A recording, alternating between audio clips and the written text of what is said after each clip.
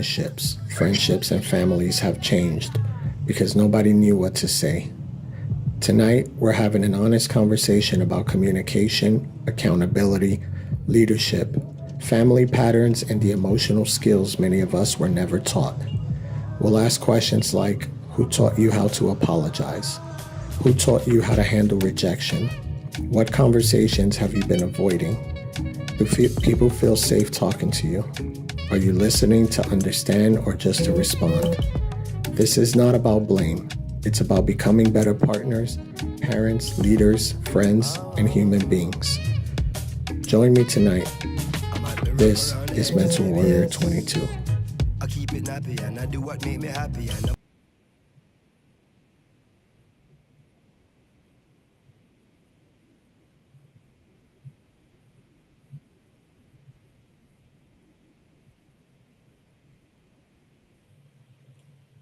Hey everyone, what's going on? Hey Danielle, thanks for joining. Everyone, welcome. I am Alex Bonilla. Tonight, we're talking about something that affects every single person listening. This may affect your marriage, your friendship, your relationship with your children, your leadership, your career, your mental health. Most importantly, this affects your relationship with yourself. Tonight's topic is simple. Nobody ever taught us emotional intelligence. Now, I want to make sure that we understand this. This is not going to be therapy. To some, it might feel that way. Good.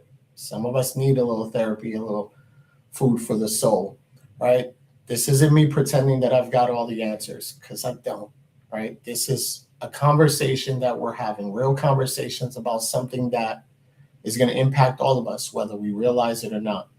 Because I've discovered this over the years as a veteran, as a leader, as a father, as someone who's battled PTSD, right? As someone who's spent years trying to understand why people do what they do. Most people aren't struggling because they're bad people. Most people are struggling because nobody ever taught them the emotional skills needed to navigate through life. So I want you to think about that. Most of us spent 12 years in school, at least. Some of us went to college.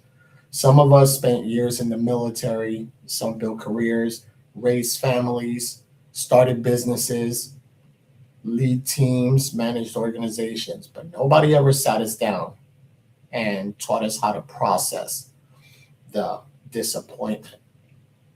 Nobody taught us how to communicate the hurt, how to handle the rejection. Nobody taught us how to apologize. Um, Nobody taught us how to have the difficult conversations and how to regulate emotions when life falls apart. Because of that, there's a lot of adults walking around carrying these emotional wounds and they don't understand while unintentionally creating wounds in other people. This isn't because they're evil and it's not because they're malicious. It's because they're operating from the emotional tools they were never received, right? They never got. So tonight, I want to challenge you to just think a little differently, not about anybody else, but about yourself. Because emotional intelligence, it starts with self awareness. It's the self awareness can be uncomfortable because self awareness is going to force you to ask questions that we normally avoid. Once again, thank you for joining. I'm looking over here at the comments. Trina, welcome. Danielle, once again, welcome. Lori, thanks for being here. Meg, hey. This is going to get pretty interesting for some. It might hit hard, it might hit close to home, and that's good. I want you to sit with that for a minute. We need to have these difficult conversations because a lot of the questions we avoid are questions like, why do I react that way? Why does criticism bother me so much? Why do I shut down during conflict, get defensive? Why do I struggle trusting people? Why do I keep repeating the same patterns? Those things aren't easy, but they're necessary because growth is going to begin where the awareness starts. So here are some questions I've written down that I always feel that it's very difficult to answer at times, right? And I want you to genuinely think about this. Who taught you, who taught you how to apologize? Who taught you how to apologize? I can honestly say that with all the life lessons, and my mom did the best she could raising us, I don't think anyone has ever taught me how to apologize. I think this is something that, you know, I don't want to say is common sense or a matter of respect, but it's something that I was fortunate enough to kind of develop along the way, right? Have that empathy towards people. But who taught you how to apologize? Now, not who taught you to say sorry, because a lot of us are pretty good at that, right? A lot of us internalize and we have that trauma that we apologize for everything. We're not talking about that. But who actually taught you how to apologize? Who taught you how to sit down with someone you've hurt and take responsibility without making excuses? Who taught you how to acknowledge someone else's pain without immediately defending yourself? Who taught you how to repair the trust after you've already broken it? Right? Most of us can't answer that. But here's another one. Who taught you how to handle rejection? And I want you to think about that. Who genuinely taught you how to handle rejection? Who taught you what to do when someone says no, or when a relationship ends, when the promotion goes to someone else, when life doesn't go the way that it's planned, right? Because let's be real. It's the one thing that we can guarantee is that life is going to guarantee rejections. Every single one of us is going to experience it. Relationships will end, people will leave, dreams might fail, plans fall apart, doors will close. The question isn't whether rejection will happen. The question is, what will you do when it does? And most people were never taught. So instead of processing the rejection, they personalize it, right? This goes back to some of the other conversations. When we process it and we internalize, our brain's just going to naturally think negative, right? I'm not enough. I'm not worthy. I'm unlovable. I'll never succeed. And eventually those stories are going to become what? It's going to become beliefs. You tell it to yourself enough times, that becomes your reality. Those beliefs are going to become identities. So the third question in that is, who taught you, or has anyone ever taught you how to disagree without ruining the relationship? Like, seriously, who taught you that? Because in today's day and age, right? Today, it feels like disagreement will automatically create division. Doesn't matter what we're talking about, whether it's religion, politics, a relationship. Like, everything feels now like if you disagree, it creates a division, right? If someone thinks differently, you're automatically the enemy. If someone challenges you, you become defensive. If, like, it teaches us that disagreements, like, rejection is still a struggle. I'm sure.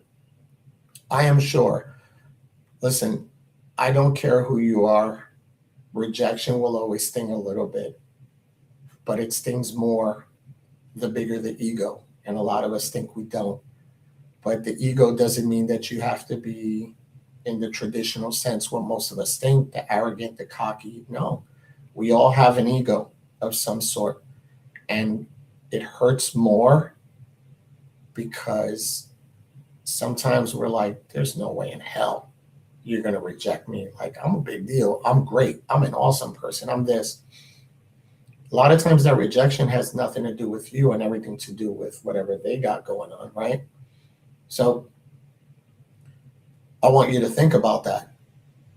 But emotional intelligence teaches us something different, right? It teaches us that the disagreement doesn't have to become disrespect. You can still disagree with someone and still value them, right? You remember back in the days when we could actually agree to disagree? You can set boundaries and still love people. Those things are not opposite. They're just signs of maturity. So, Meg, I learned it first by watching my elders, then as I got older through my experiences. Absolutely. Absolutely. These are things that in everything in life, right? If you're in the military in a leadership position, right, you see those who did it before you, who led you, and you take the good out of those things and you learn from their lack of or whatever you don't agree with. So let's talk about survival mode. One of the biggest lessons that I've learned in my own life is this: survival mode is not the same thing as healing. I think a lot of people listening tonight needed to hear that. Maybe you already know that, but some of you have become incredibly good at surviving. You go to work, you pay the bills, you're taking care of the family, handling your responsibilities. You're showing up every day, right? You're pushing through. You keep moving. You keep moving. You keep grinding. And from the outside, everyone is thinking that you're fine. But on the inside, you're exhausted, disconnected, you're overwhelmed. Some of you maybe feel numb, right? Because surviving and healing, again, not the same thing. Just because you're functioning doesn't mean you've healed. Just because you're productive doesn't mean you're healthy. Just because you're carrying the weight doesn't mean you're okay. And a lot of us, especially for veterans, for instance, we're conditioned to survive. That's what we do. No one talks to us about healing. We're conditioned to survive, right? It's mission first, it's drive on, it's suck it up. You keep moving. And on the battlefield, there's value in that. The mindset can save lives. It creates that resilience, it creates that grit and that toughness. But if you're not careful, especially when you come home, it also creates that emotional isolation. And eventually we become so good at carrying things that we forget how to put them down. We become good at surviving that you don't learn how to heal anymore. And emotional intelligence requires healing, not perfection, healing. So, Lori, pride gets in the way a lot that I have witnessed and have had to learn to let go. I think that that is a big thing. It's all about killing the ego. Killing the ego and that pride is just until you can kill the ego, it's always going to get in the way. It's always going to have that wall in front of you. It's always going to fill your mind with these lies that we discussed last week, the lies. So let's discuss what emotional intelligence really is. Um, let's define it. And I'm going to define it in the most simplest form, right? Because emotional intelligence is not weakness, it's not being soft, it's not being passive, or it's not avoiding the conflicts or pretending that everything is okay. No. Emotional intelligence is understanding what you are feeling, understanding why you're feeling it, and choosing your response instead of reacting. That's it. It's that simple. It's understanding your feelings, understanding the why. And regardless of that, it's choosing your response because everything comes to a choice. Choosing that response instead of simply reacting. It's it's being able to talk to someone and say, you know what, please, I want to know your perspective. Tell me why you did what you did. Before I say anything, I may not agree with you, but at least help me understand why you may have done those things. So, Deborah, the VA now has a shot that goes into your neck called the Stella Gavelin block. It works on flight or fight mode. Everyone that I know that is a veteran that has taken it has really helped them. But as always, talk to your doctor first. I like that. I'm gonna look into that. I've never heard of that. So, Linda, use this tool every day. Choose the response. Absolutely. Danielle, I take a beat count to 10 before speaking. I used to do that. I would count to 5 because when I was recovering from my wounds, when I was going through everything, when my PTSD was at its peak, I was very reactive. I interpreted everything as an insult. Doesn't matter. I was that guy um, where you're like, "Hey, Alex, good morning." I would find something wrong with that, right? Like, what's so good about this morning? Or don't tell me to have a good day. Don't tell me what to do. Like it was that bad. And after a while, I had to do that. I had to kind of do that little count in my head just so I could let it marinate for a moment to truly understand what they were saying. So, yes, take a knee before responding. Absolutely. Um, but emotional intelligence, very simple, right? But it is a hard skill because reacting is very easy. Anyone can react. Anyone can lose their temper. Anyone can shut down, walk away. Anyone can say something they'll regret. And you see that happen all the time. Emotional intelligence happens in that pause. It's the moment between the feeling and the response. The moment where you can stop and ask, what am I feeling right now? What am I actually feeling? And most people might say anger, but anger is often the secondary. Underneath the anger, there's always something else. There's that fear, the hurt, maybe an embarrassment, disappointment, rejection, insecurity. And until we learn to identify those emotions, they're going to continue controlling us without our awareness. Meg, I tell my son all the time, take a deep breath before responding. It's all in the verbiage, right? Like in the moment when it's happening, you can't tell someone, hey, relax. Mm-mm. Right? We all know you can't say that. It's all in how you choose to respond and not letting someone else's emotions also control you. So let's talk about now where all of this shows up the most, right? Relationships. Because if you want to see someone's emotional intelligence level, don't look at them when life is easy. Don't. You want to see someone's emotional level, look at them when they're hurting. Look at them when they're disappointed.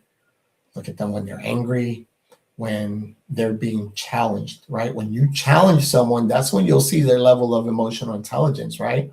That's when you'll see how they choose to show up, how they will react. And that's where the emotional intelligence is going to reveal itself. It's like the most relationship problems aren't actually relationship problems, right? Now, I'm not talking about the other stuff. I'm not talking about the lying, the cheating. No, different things, right? Most of the relationship problems aren't actually relationship problems. They're emotional intelligence problems. And I want you to think about that. People say we just don't communicate. We've grown apart. We argue all the time. You don't understand me. You don't listen. But again, underneath those statements, it's something deeper. Like we just mentioned a moment ago, it is the fear, the insecurity, your unmet needs, the assumptions, prior wounds, unresolved trauma. Most people aren't arguing about what they're actually arguing about. They're arguing about what they're feeling. It could be anything. I've gotten into the most simplest arguments, and at the time you don't realize that it's something deeper. You can tell me about the remote control and I say it's not there, and you're like, yeah, it is here. And then we start arguing. You're such a liar. You're always lying and all that. That has nothing to do with the remote. At that point, you just took that moment to just lash out on whatever it is that's hurting. That's not communication. So let's talk about the argument under the argument, right? For example, a husband forgets something important. Say the husband forgot something important, the wife got upset. The argument begins. On the surface, it's going to look like they're arguing about he forgot something, but they're not. The real argument sounds more like you don't value me, you don't see me, you don't prioritize me. So what happens? The husband becomes defensive, not because of what the wife said, but because of what he's hearing, right? There's what she said, there's what he's hearing. And what he's hearing is you're failing, you're not enough. So now they're no longer talking about the actual issue. They're talking through the pain. They're talking through the insecurity, through the fear, through the and neither one of the two realizes it. And that's why emotional intelligence matters, because emotional intelligent people are going to learn to identify what's happening underneath that conversation, right? An emotional intelligent person is going to take a deep breath and step back and be like, wait, what's really going on? Let's talk about this, right? You stop reacting to the words and start listening for the emotion. And again, this leads to why people shut down. Why people shut down. Theo, it's the husband's fault for getting. No, it's not, Theo. It is not. Missy, sometimes it's hard to separate the emotions. It's several at once. Absolutely. Absolutely. But it happens in time. It takes practice. It doesn't happen overnight. Everything is a marathon. It's not a sprint. So it's checking your emotions at the door. It's like when you hear, if any of you worked in an environment where you're serving other people, you're taking on people's problems, whether it's in, law enforcement, first responder, a teacher, a counselor, something. When you come home, you always hear, don't bring that home, right? You check that at the door. So it's the same. Check your emotions at the door when you start having certain conversations with your partner, with your person. A lot of people listening tonight either know someone who's shut down or you're that person. Conflicts are going to happen. The conversation will get uncomfortable. And when it does, they or yourself will disappear emotionally. There'll be silence. The answers will get shorter. There'll be withdrawals, distance, and walls. Now, there's plenty of reasons why, right? Without putting the blame on someone else right now, right? Because they have a large part to do with it, right? We're not talking about being in that abusive relationship where the other person is just constantly taking advantage of you being quiet, so they're pounding with the abuse. No, that's something different. People often assume that the person who shut down doesn't care, but that's not always true. Sometimes you're just overwhelmed, and nobody taught us how to process conflict. Nobody taught them to stay present during those difficult conversations, right? Nobody taught you how to communicate through the discomfort. So instead, what are we doing? We retreat, right? You shut down, and it's not because you don't care, but because you don't know what else to do. So understand this. Understanding that doesn't excuse it, but it explains it. And understanding the difference between the explanation and the excuse is in itself emotional intelligence. So, Lori, I have tendencies to shut down and check out when I feel like I'm getting emotional or what's happening gets overwhelming. And that's a conversation, even within yourself. Sit with it for a moment. I would tell you, sit with it. Journal. Write down your emotions so you understand why you're feeling the way that you might be feeling. Even if you don't feel comfortable yet saying it to someone else. But the more you do that, the more you shut down. Now you're not shutting down from just one person or that conversation. You're shutting yourself out. And that's going to carry over to other relationships and other parts of your life. So, where else does this show up? I mentioned relationships. Let's talk about something I talked about a couple of months ago, ghosting, right? Ghosting.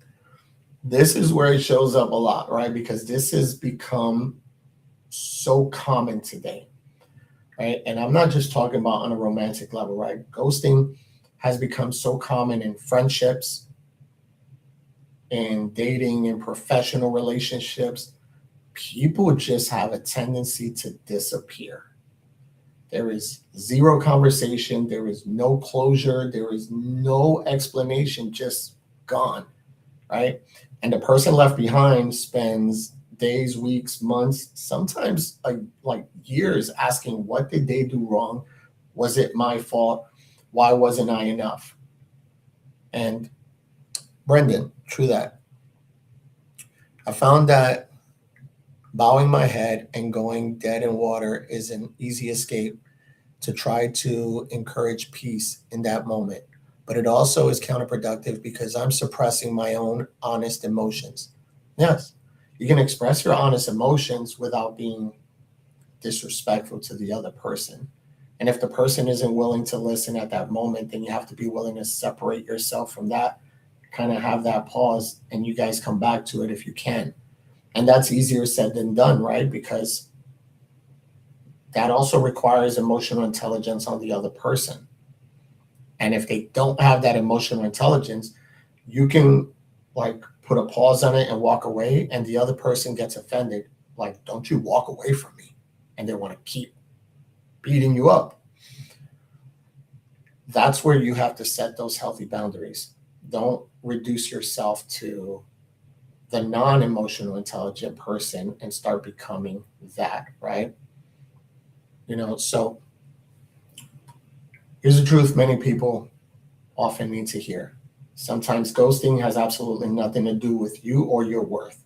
Sometimes it has everything to do with someone else's emotional limitations. Sometimes people disappear because they don't know how to communicate. They disappear because difficult conversations will create that anxiety because they fear confrontation. People disappear because they spent their entire lives avoiding the discomfort. Again, not an excuse, it's an explanation. Because the emotional intelligent people understand something important. Avoidance doesn't eliminate the pain,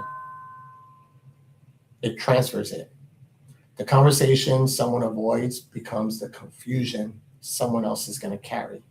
The closure someone else refuses to provide, it becomes the question someone else is going to continue asking. Misty, having a friendship end in ghosting, I feel, is just as disappointing, as damaging as losing a romantic relationship. That's why, yeah, that does eat at you. And that's what I said. It doesn't matter because the reality is that when someone ghosts, and I mentioned that in the episode that I did, when someone ghosts you, it's not even about so much about the person because you can know the person just for a few days, but the person that ghosts you just triggered something within you. They triggered something within you that they brought up old wounds, right? Maybe you were abandoned. Maybe you were made to feel a certain way. So now it brought all this back. It's not even about the person. Sometimes you honestly don't even care about the person. You don't really you may not even really know them. But when it's a friend, it's way deeper than that, right? And understand the avoidance is never going to solve the problem.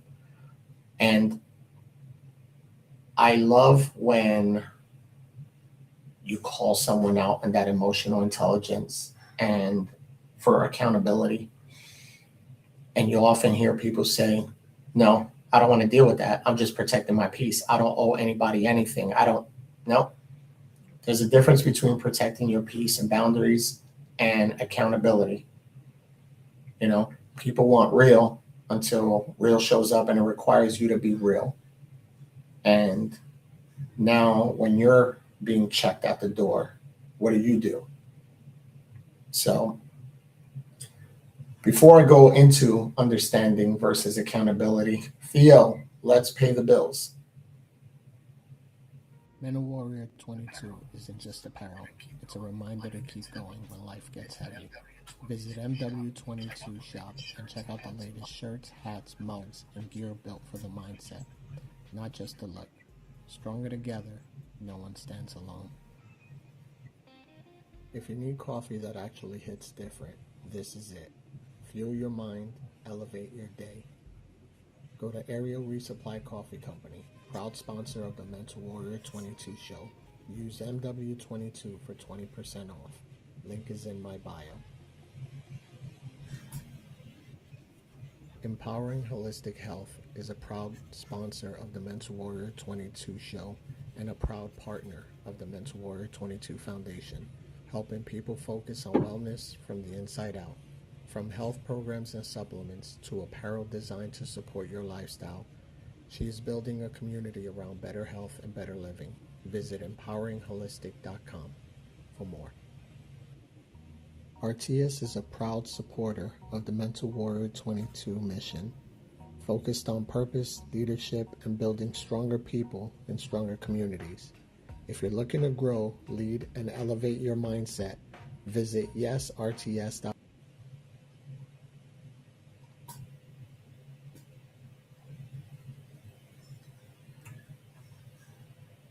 I don't know what happened with the bills, but Warrior 22 isn't just apparel, it's a reminder to keep going when life gets heavy.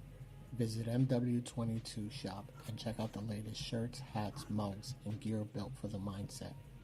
has to fight alone.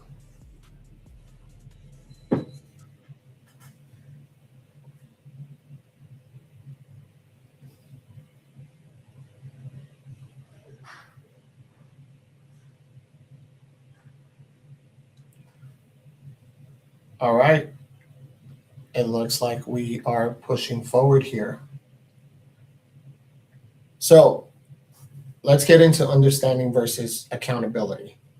Um, I think this is one of the most important parts in the conversation because I think that we as a society might struggle with this, right? We either become judgmental or we become enabling. We either condemn people or we excuse everything. So emotional intelligence requires something more mature, the ability to hold two truths at the same time. For example, maybe you grew up in a home that was filled with yelling. That explains why they yell, but it doesn't excuse it. Maybe someone experienced abandonment. That explains why they struggle with trust, but it doesn't excuse why they hurt people, right? Doesn't excuse the hurting people. Maybe someone was never taught healthy communication, and that explains their avoidance, but it doesn't excuse it. You see the difference? Understanding that behavior is not permission for the behavior.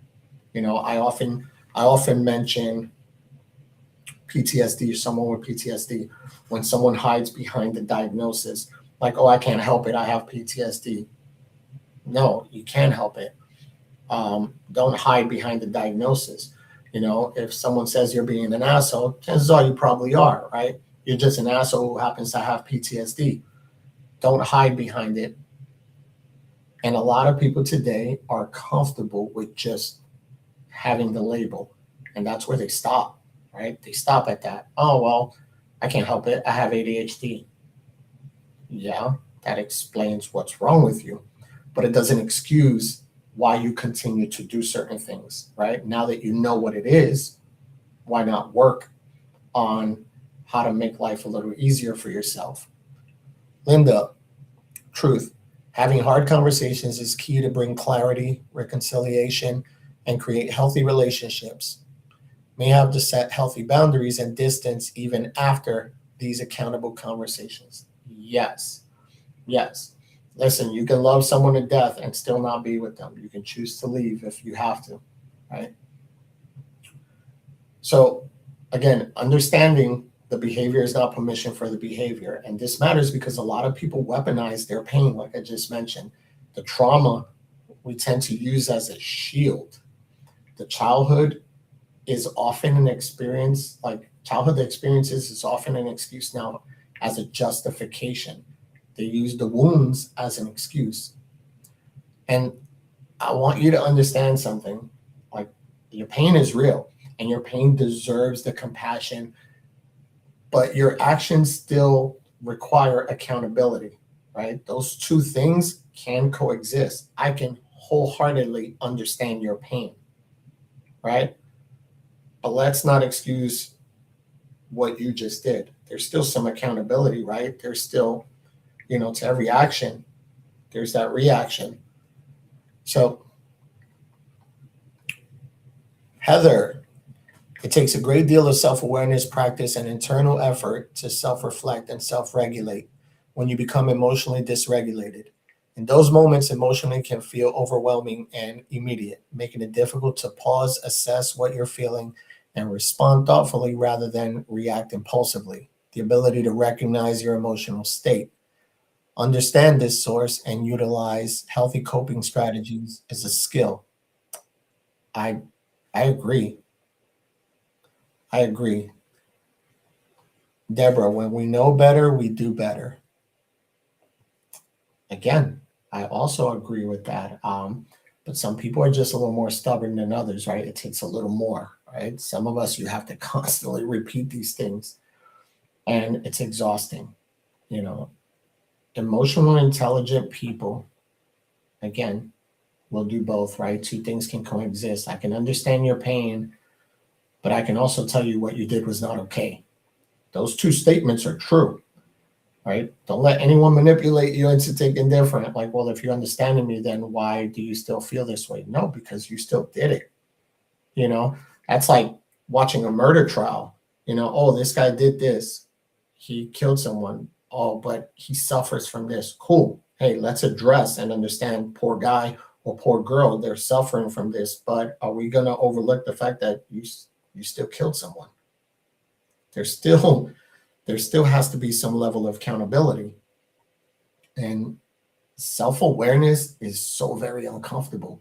And that's the hard truth about self-awareness. It is so uncomfortable because eventually emotionally intelligence forces us to stop asking what is wrong with everyone else. And you start asking yourself, what role am I playing in this? And that's tough. What role am I playing in this? Am I just enabling you? Am I just allowing this, right? Because it's hard, but also sometimes it's realizing that we're not just a victim. Sometimes we're also contributing. Sometimes we're bringing those old wounds into the relationships. We're expecting people to heal the pain they didn't create. And sometimes we're asking others to carry emotional responsibilities that belong to us. And that's not easy. That's not easy to hear either, because understand that the growth it begins in your moment of discomfort, right? Rarely does it happen when you're comfortable. Growth begins with honesty. Heather, lots of therapy helps. Yeah. And there's all kinds of therapy. Um, so let me ask you all a question. When you're hurt, do you communicate it, or do you expect people to figure it out? And I think you know what I mean. Um, you can be in a relationship and sometimes you hear, you should know me already. Why do I have to explain it to you? And you'll hear the guy or the other person argue, I'm not a psychic. I don't know what's in your mind. And both can be true, right? So the question is, when you're hurting, do you communicate it? When you're angry, do you express it? Or do you suppress it until you just explode and lash out? When the conflict shows up, do you lean into the conversation, or are you avoiding it wholeheartedly? Do you feel emotionally safe around like around other people, and do people feel safe around you, right? Are you okay with people disagreeing with you, or can people disagree with you without fear of your reaction? Do people can people tell you the truth without walking on eggshells? Do you listen do you listen to understand, or do you listen to respond? Those questions matter. These are things that we often have to ask ourselves, because it's not measured. Emotional intelligence is not measured by how you act when everything is going your way. Nope. It's measured how you show up when things get difficult. So let's talk about the family trauma, generational patterns. So many of us were raised by people who were doing their best they could, right, with the emotional tools they had, the emotional tools they never received, right? And I want you to think about that for a moment, right? Our parents were carrying wounds they never healed, because a lot of this didn't exist back then. Most of our grandparents were carrying wounds they never talked about. And many people spent an entire generation surviving. They were providing, they were sacrificing, they were working, but they never learned how to process emotions, right? Again, it goes back to be a man, do this. You don't cry, you don't show emotions, right? And a lot of people were raised in that household. A lot of women back in the days were, hey, that's your husband, you stay with him. It doesn't matter whether he is beating you, treating you a certain way, you stick it out, you stay there. That is your role. And that just carried on for generations. This is the time where we're actually talking about these things. But again, I want you to think about the home you grew up in, not the house, the environment. What did your home teach you about your emotions? I want you to think about that. Did your home teach you that emotions were safe, or that your emotions was a weakness? Did it teach you how to communicate, how to avoid? Did people apologize in your house, or did everyone pretend nothing ever happened? Did you discuss the problems, or did you guys just kind of bury that to the side? Were your feelings acknowledged or dismissed? Because every home is going to teach emotional lessons, and nobody intentionally, even when nobody's intentionally teaching you them, there is a lesson in everything, right? Some homes will teach you to talk about it, but other homes will tell you, keep it to yourself, suck it up. You solve your own problems. We avoid the problems. No, don't talk about it, because you don't want people knowing your business, right? Get over it. The challenge is that children don't know that they're learning these lessons, right? You're just absorbing them. And eventually those lessons again become beliefs, and those beliefs are going to become behaviors. And at some point, you become the adult that is either continuing that behavior or chooses to break a cycle. And that is the invisible inheritance that I want to talk about. We think about inheritance often as money, property, assets, material things, but inheritance is far more like emotional inheritance is way more powerful than that, right? Emotional inhabits is often passed down every day. It is the fear that we pass down, the anger that passes down, the avoidance, the shame, the silence, all of that gets passed down. And it's not because we as parents want to harm our children, but because people teach what they know. That's it. You teach what you know. And if all your life you were taught, don't trust people, you're not enough, or certain things, that's just the fear. You can break that down into the simplest forms. How many of you don't watch horror movies? So because you don't watch horror movies because you're scared of it, your kids don't watch horror movies because they were never watching it. So now they don't do that, or they're afraid. That's the same with everything else. It's just, that's an example in the simplest form. Some of us grew up in homes where you never apologized, nobody. So now you struggle to apologize. And then there's the opposite of that. So now you over apologize, You're constantly saying sorry. So the cycle, it stops with you, because if it doesn't, then this is going to be another emotional wound that you're going to pass over to your kids. Meg, I was taught that they were weakness. If I got emotional, I was told to suck it up, get myself together and move forward. A lot of us were taught that. It doesn't matter who you are, it doesn't matter whether you're a male or female. We all were taught that. Maybe the verbiage was a little different, but the message was the same. And, and again, this may not be everybody. Listen, some of you your parents may have been the ones that broke the cycle, and you grew up with the love and everything. And maybe you had all that love, but then life was lifing and you faced the trauma. And now you're the one that's shut down. And now you're struggling because you can't explain why, right? Like, no, both my parents were great. They loved me. They taught me this. But why can't I see it? That's because the trauma happened to you. And believe it or not, even sitting here today watching the show is showing some emotional intelligence. The fact that you are recognizing that something needs to change, certain patterns. So we're breaking the generational trauma, right? One of the most important moments in a person's life is when you stop blaming and start recognizing. You're not recognizing the fault, you're recognizing the patterns.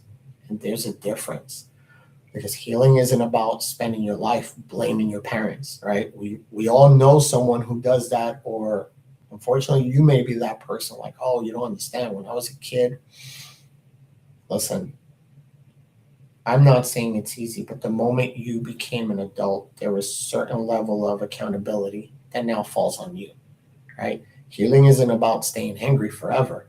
Healing isn't about, it isn't just about identifying problems.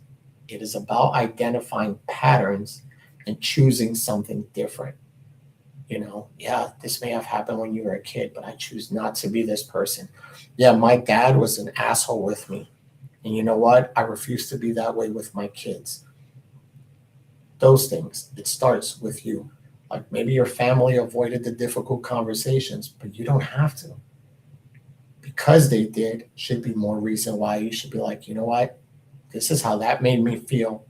I want to change that, right? You can create something healthier. Even if emotional neglect was common, you can become emotionally available. And that's where the healing begins. The moment you decide the cycle stops with me, and it's not because you're perfect. None of us are perfect. We're constantly healing.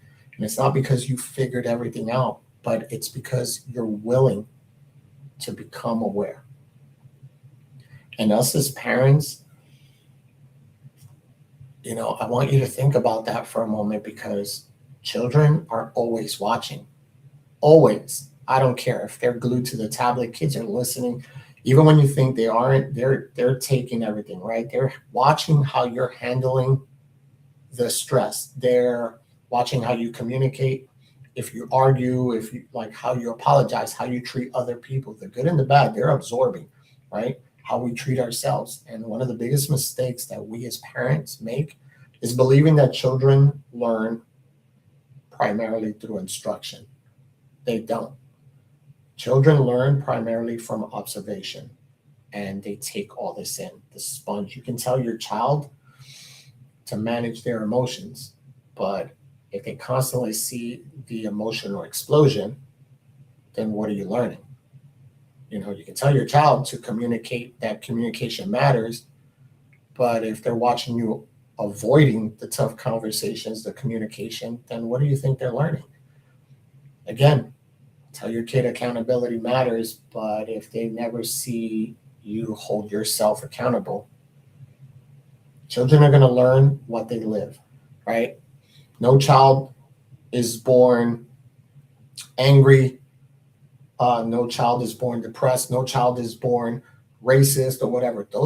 These are learned behaviors, right? It's these are learned behaviors, and children learn what we live, not what you preach. And that's why the emotional intelligence is one of the greatest gifts that we can give our kids, that we can pass down. And there's leadership. Emotional intelligence doesn't just impact families, it's teams, workplace, communities. Some of the biggest leadership failures that I've witnessed had nothing to do with intelligence in itself, but it had everything to do with the emotional intelligence, right? Uh, Working with veterans, people come from all walks of life. And you have to, again, from the beginning when we described it, it's understanding what you're feeling, why you're feeling, and then choosing how you're going to respond. If you're in a leadership position and someone is behaving a certain way, it's on you to check your emotions at the door. You don't match that energy because a lot of times that person might be hurting. You don't know what they're going through. So they're showing up to this event, they're showing up to this thing, and they're expressing their emotions how they know how. And again, it's not excusing their behavior, it's explaining and putting it into context. But you in that position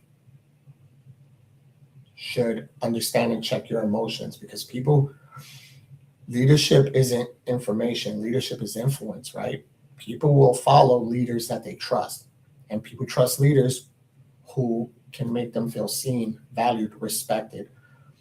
You know, think about the best leader you've ever had. Take a moment. What made them great? I'm pretty sure it wasn't their resume. It wasn't their credentials. It wasn't their title. It's how they made people feel, right? When you're in the military, some of these people around you, it's how they made you feel. People remember those things. The leader that cared and the person who listened. One of the greatest leadership skills is listening. It's not waiting to talk. It's not waiting to correct the person or to respond. It's listening. It's almost seems like it's a lost skill. People will hear you and they want to respond. They're not truly listening. Most people really just are waiting for that moment, that rebuttal they just want to reply. And people know the difference. People know that. Everyone wants to feel understood. Everyone wants to know that they matter because you do. How I feel shouldn't matter more than how you feel. No, So ask yourself, do people feel safe talking to you? Do they feel respected? Do they feel heard? Or do they feel like they're walking on eggshells? It's things to talk about, things to think about, right? And tonight we've talked about the communication, the relationships, the ghosting, the accountability, families, leadership, and maybe somewhere in this conversation you've seen yourself. Maybe you've recognized strengths. Maybe you recognize some of the struggles. Maybe you recognize things you might still need to work on, and that's okay, right? Because again, awareness isn't a sign that you're failing. Awareness is growth. You can't change what you refuse to acknowledge. And emotional intelligence begins with that awareness. And awareness alone is not going to be enough, right? Because again, understanding the problem isn't solving the problem. Eventually, you have to take action. Eventually, you have to practice something different. You have to become intentional because healing isn't going to happen accidentally and growth doesn't happen accidentally. Transformation doesn't. It requires that muscle memory, that consistency, and even more importantly, honesty. Honesty with the other person and even more with yourself. You don't have to be perfect. Emotional, intelligent people still get angry. They still get hurt. They get frustrated. They make mistakes. Like, you still say you're wrong sometimes, right? The difference is that you recognize it even quicker. The more you do it, the more you will pick up on these cues, the more you will repair it quicker, right? And it doesn't matter in what capacity, what relationship, you will become more aware the more you do it. Is ghosting someone really bad when not everyone deserves your attention? To respond to that, I think that there's also a difference. And again, I mentioned it in that episode.